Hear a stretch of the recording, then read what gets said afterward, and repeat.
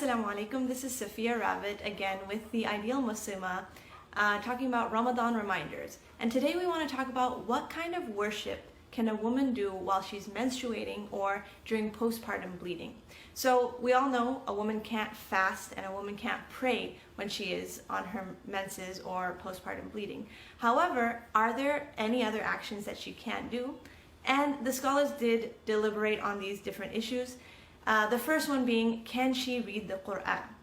So many scholars will say that a woman cannot read the Qur'an while she is on her menses. However, scholars like Ibn Taymiyyah and Ibn Qayyim rahimahullah, as well as many other scholars, say that actually there is no solid evidence that a woman is not allowed to read the Qur'an while she's on her menses. There is a Daeef hadith, and this hadith is considered Daeef by a majority of the scholars of Hadith, which says that neither the menstruating woman or the one who is in a state of janaabah or sexual impurity after intercourse and they haven't made ghusl, that these two people cannot recite the Qur'an. Again, this hadith is considered da'if by a majority of the scholars of Hadith, and therefore it doesn't hold enough weight to make a fiqh ruling for it. So a woman is permitted to read the Qur'an even if she's on her menses or during postpartum bleeding.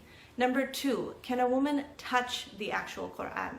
It is pretty much unanimous from all of the scholars that a woman is not allowed to touch the Qur'an during menses or postpartum bleeding.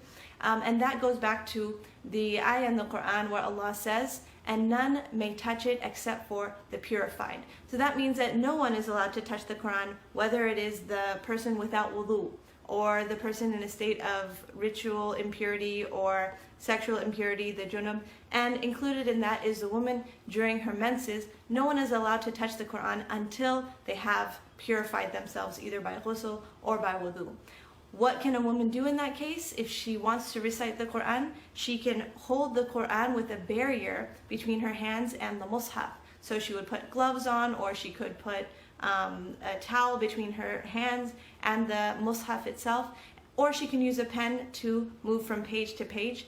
Another way around this, the scholars have agreed that if she were to hold an iPad or a phone which contains the Qur'an on it, this is not considered the mushaf itself. This is not considered the actual Qur'an. This is just a device on which the Qur'an is read, and it is permissible for her to touch the iPad and touch the phone in that case. So she can read the Qur'an from the iPad, from the iPhone, whatever it may be. She just shouldn't touch the actual Qur'an itself. In addition to that, scholars have said that books of tafsir, which include both Qur'an and English tafsir or English translation or in a different language, those are permitted for a woman to touch during her menses because it is, again, not considered the actual mushaf. It is considered a book of tafsir or a book of translation. If you have any more questions, you can ask it in the comments below. Assalamu alaikum wa rahmatullah.